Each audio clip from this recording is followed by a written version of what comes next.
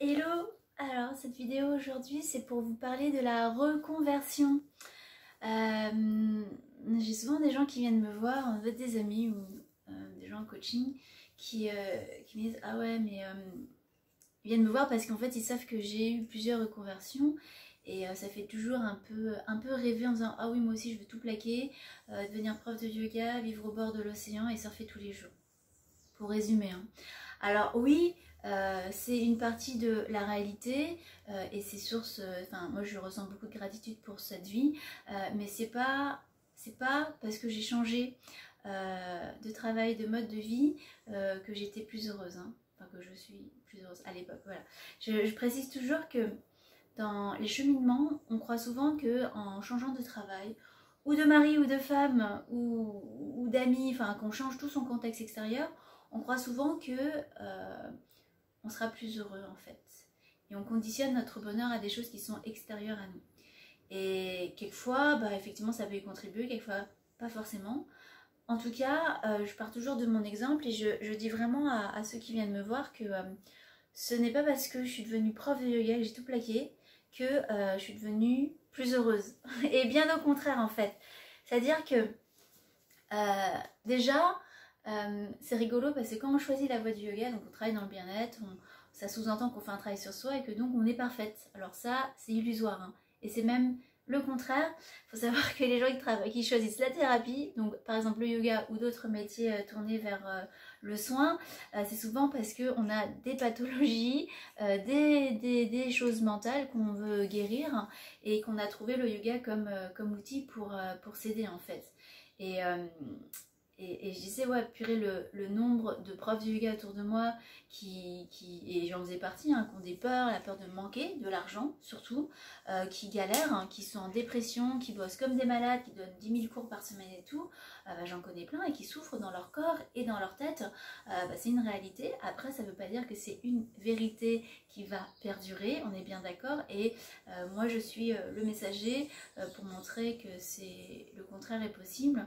Ça veut dire que j'explique mon cheminement où je viens vraiment d'un cadre très classique, hein, où c'est le cadre où on a dit bah, si tu fais ça tu seras heureuse, c'est la prépa, l'école de commerce et le boulot de consulting.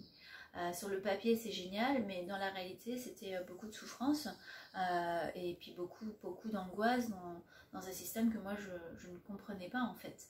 Et donc ça m'a amené à avoir plusieurs dépressions très jeune et à consulter aussi très tôt. Au début j'en avais honte, je le disais pas du tout, je le cachais que j'allais voir, que j'allais consulter des psychologues, psy machin. Et alors qu'aujourd'hui je suis la première à le revendiquer parce que pour moi c'est essentiel. Donc voilà, vraiment c'est se rendre compte que le fait d'avoir changé de vie, au départ ça a même d'avoir tout plaqué pour voyager et voilà enseigner le yoga par exemple, ça a même exacerbé en fait les peurs que j'avais à l'époque.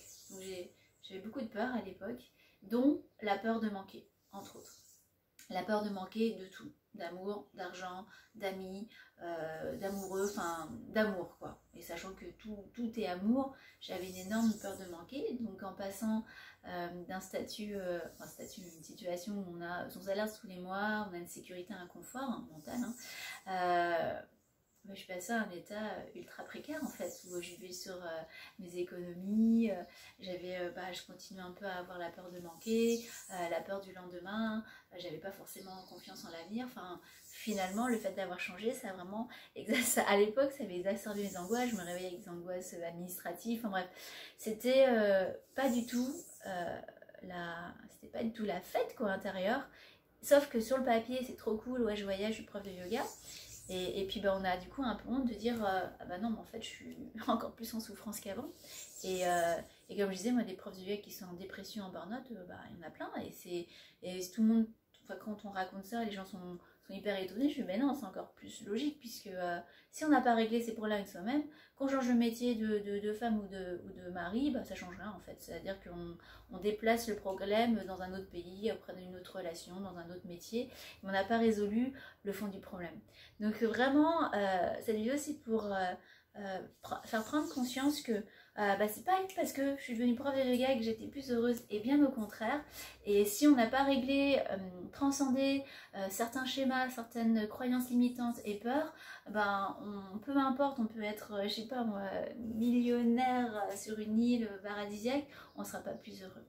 Voilà, j'espère que cette vidéo a résonné en vous, parce que c'est vraiment un sujet qui revient souvent sur la table avec les gens qui viennent me voir, parce qu'ils savent que j'ai fait plusieurs reconversions, j'en fais encore une là, et peu importe, on s'en fout des reconversions, l'essentiel c'est de faire plaisir, et donc c'était vraiment pour passer ce message, et n'hésitez pas voilà, à me contacter, enfin bref, me poser vos questions comme vous le faites, si ça veut être une résonance dans cette vidéo. Voilà, à bientôt, gros